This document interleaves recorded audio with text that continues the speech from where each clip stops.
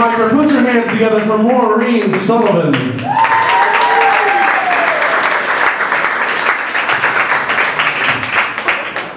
Ladies and gentlemen, continue a round of applause. I don't know how I'm going to follow that act. So another round.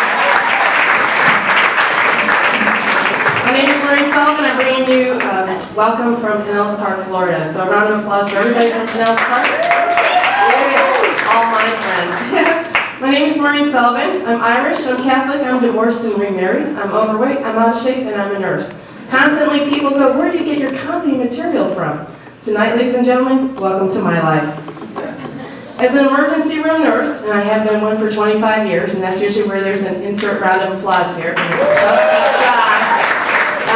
I have come away with a one-liner that sums up healthcare. Laughter is the best medicine, okay? And we're proving it tonight, and I know it's just been a phenomenal experience so far. Laughter being the best medicine, I've spent years and years watching people not leave the emergency room without prescriptions, okay? Everybody's arguing, I want a pill. No matter what they've come in for, they want medication. We've got pills to make you feel better, pills to make you sleep better, pills to lose weight, pills to increase your appetite, pills to stop smoking, pills to stop drinking. Nobody will leave without these. My job as a nurse is to convince you that sometimes you don't need this and laughter is the best medicine. For example, aspirin causes tinnitus as a side effect. Tinnitus is ringing in the ears. Ringing in the ears causes a headache, and what do you take for a headache? Aspirin. Yeah, you're on the right. Yeah, give yourselves a round of applause.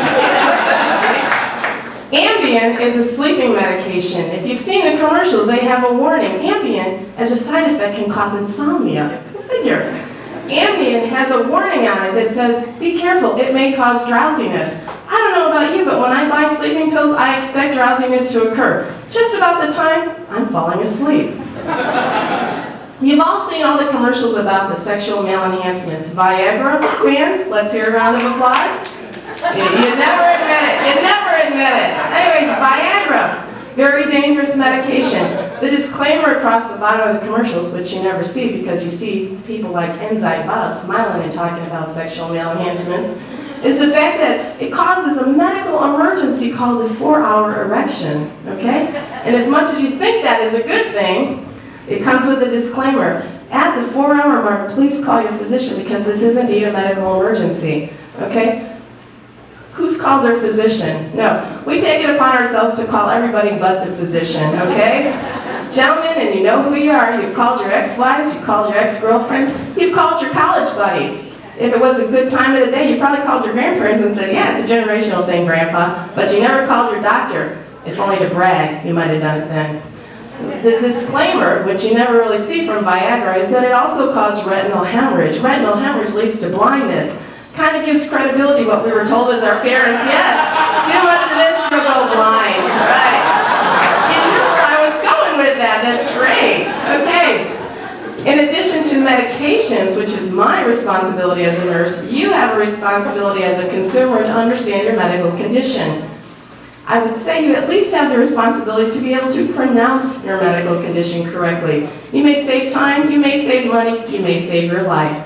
For example, if you are allergic to the rubber gloves used in a hospital setting, you're allergic to latex, not playtex, okay? For all you visual learners, latex, playtex, okay? Get it straight, and you'll stay out of future routines, okay?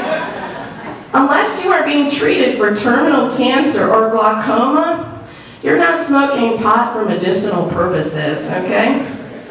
Ladies, if you've had irregular bleeding, you may have a fibroid in your uterus. You do not have a fireball in your Eucharist, okay? Yeah, I know, it does happen. Anybody with seizures, you've come on to the emergency department because you've run out of your medicine, you've had a seizure, you need a refill for a medication called phenobarbital, not peanut butter ball. Okay? Gentlemen, this one's for you. Should you come into the emergency department with chest pain, you're going to have a cardiology workup. You're going to be diagnosed with acute angina, not acute vagina.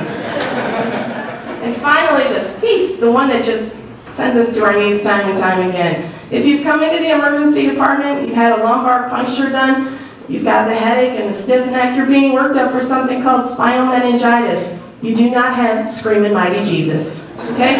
My time is up. Stay in 2007. Maureen Sullivan, Pinellas Park, Florida. Thank you. Give it up for Maureen Sullivan. Coming